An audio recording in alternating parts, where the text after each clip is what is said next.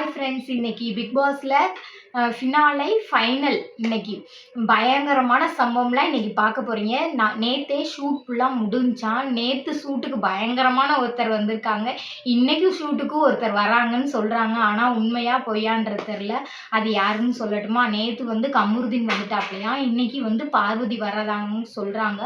அதே மாதிரி இன்னும் ஃபினாலில் யார் ஜெயிப்பா அப்படின்றத பார்த்தீங்கன்னா, நம்ம திவ்யா ஜெயிக்கலாம் அப்படின்னு சொல்கிறாங்க. திவ்யா ஃபஸ்ட்டு, செகண்ட் நம்ம சபரி வரலாம்னு சொல்கிறாங்க. ஆனால் சபரி வருவாப்லையா என்னன்றது தெரில. எனக்கு தெரிஞ்ச வரைக்கும் சபரியை காட்டிலையும் நம்ம விக்கல்ஸ் விக்ரம் நல்லா விளாண்டாங்க. விக்கல்ஸ் விக்ரமும் நல்லா விளாண்டாங்க. அரோரா பாதி நேரத்துக்கு அப்புறம் அவங்களும் நல்லா விளாட ஆரம்பிச்சிட்டாங்க. அதனால யாருக்கு கொடுப்பாங்கன்னு நான் கன்ஃபார்மாக சொல்லலை.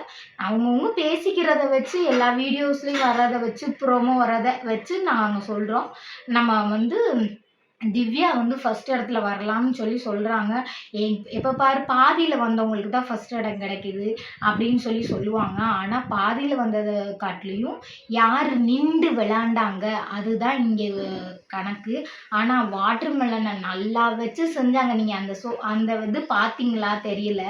அந்த பயங்கரமாக இருந்துச்சு. நம்ம வினோத், விக்கல்ஸு, சபரி, எல்லாரும் அரோரா கத்துனது பயங்கர ஜாலியாக இருந்துச்சுங்க. அந்த ஜாலிலாம் அவ்வளோ ஒரு ஜாலிங்க. இன்னைக்கு ஃபைனல்ன்றனால எல்லாருமே அவ்வளோ சந்தோஷமாக இருக்காங்க. நம்மளுமே இன்னையோட லாஸ்ட்டாக முடியுதுன்றதானே நம்மளுமே சந்தோஷமாக இருப்போம். யார் வின் பண்ண போகிறான்றதை பார்ப்போம். இன்றைக்கி 6 மணிக்கு ஆரம்பித்தாங்கன்னா 12 மணி 1 மணி வரைக்கும் ஓடுங்கங்க. இன்றைக்கி முடிஞ்ச அளவுக்கு பார்ப்போம்.